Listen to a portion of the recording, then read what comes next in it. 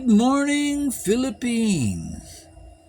Well, if you come to the Philippines and you have a hard time understanding some people in a country that's supposed to be English speaking, don't worry, you're not alone. Any two people, random people in the Philippines, if they were to meet for the first time, have an 80% chance that they don't speak the same language. So why should you be any different?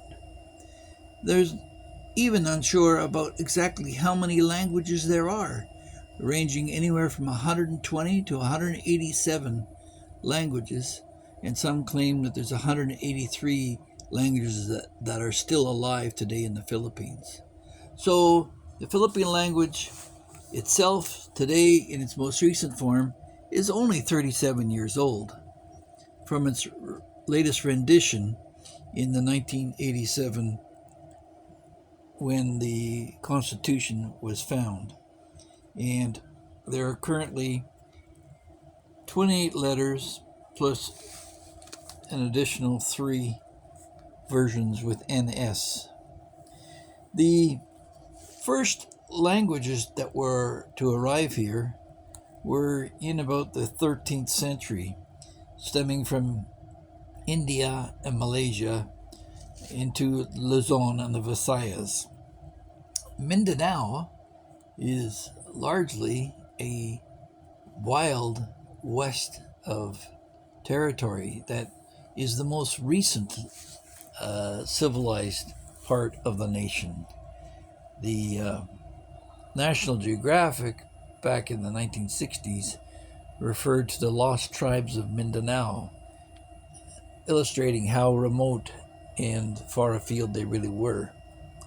But the first language that appeared here was called Babayan, and it's about 400 years ago that the Latin-based languages arrived with the Spanish.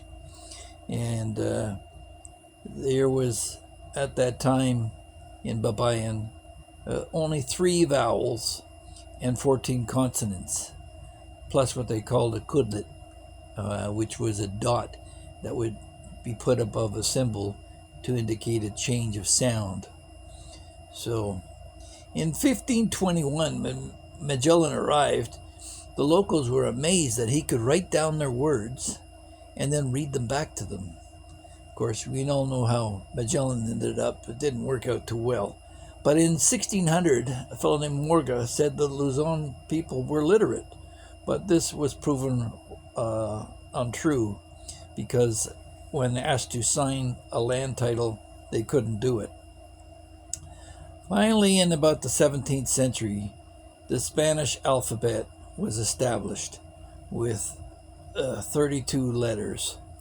And this carried on for 4 centuries until 1937, when the adoption of Tagalog with the Commonwealth of the Philippines establishment by Lope K. Santos, who dropped the C, Q, and K symbols as he felt that they all sounded the same.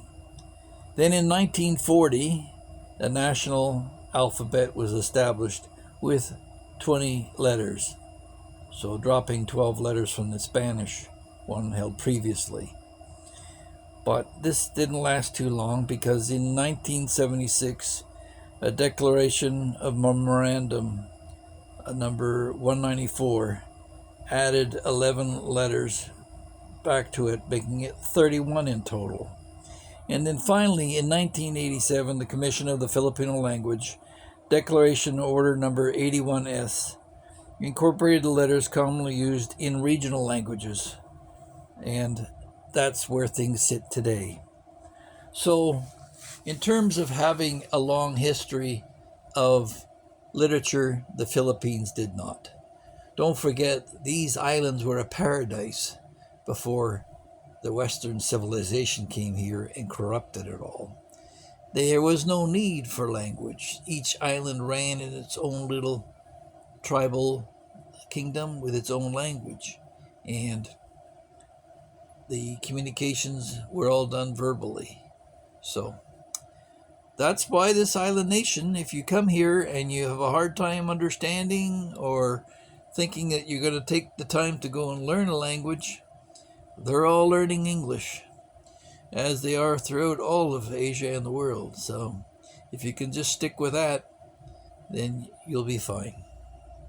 Hopefully you enjoyed this, and I hope that you guys will